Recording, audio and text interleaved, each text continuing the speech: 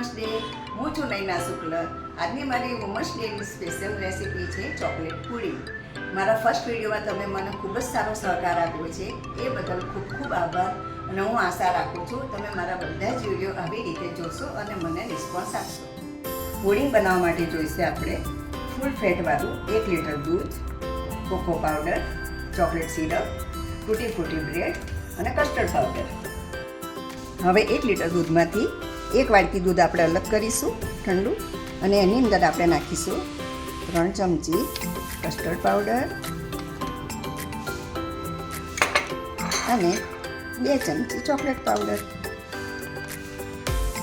હવે આપણે એને એકદમ હલાવી દઈશું કે જેથી એની અંદર ગાંઠા ના પડે।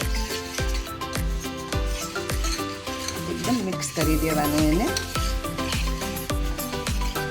કન્ટિન્યુઅસ હલાવતા રહેવાનું।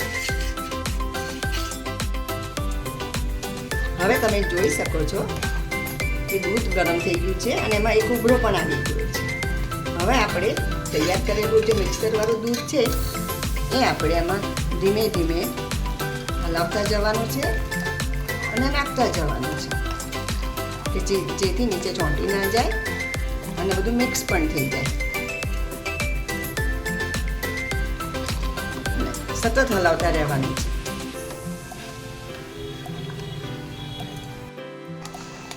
હવે તમે જોઈ શકો છો આપણું પુડિંગ માટેનું દૂધ તૈયાર થઈ જવા આવ્યું છે। હવે આપણે એમાં નાખીશું 5 ચમચી ખાંડ,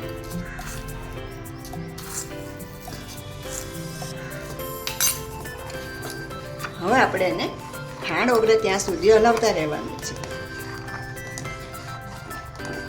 આ થઈ જાય પછી આપણે રૂમ ટેમ્પરેચર ઉપર દૂધ ઠંડુ થવા દેવાનું છે। પછી આપણે 4 કલાક માટે ફ્રીજમાં મૂકી દેવાનું। તો ફ્રેન્ડ્સ, હવે તમે જોઈ શકો છો કે આપણું દૂધનું મિક્સર તૈયાર થઈ ગયું છે। હવે આપણે એક બાઉલમાં સેટ કરવા માટે ધીમે ધીમે બધું મૂકીશું।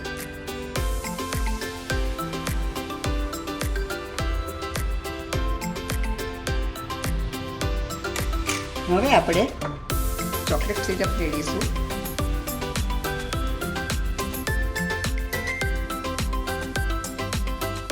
ત્યારબાદ બ્રેડનો પીસ લઈશું અને એને દૂધમાં ડીપ કરવું જરૂરી છે। દૂધમાં ડીપ કરીને 1 બાય 1 ગોઠવીશું।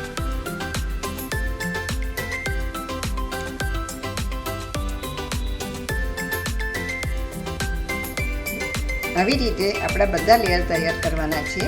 ફરીથી આપણે દૂધનું મિક્સર ઉપર રેડીશું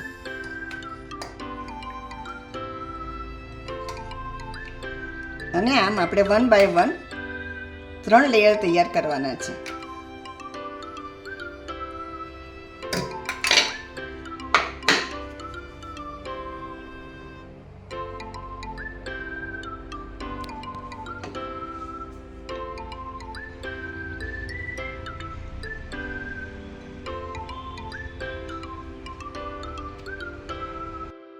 હવે આપણે આ 3 લેયર કરી લીધા પછી ઉપર ચોકલેટ સિરપથી ગાર્નિશિંગ કરીશું।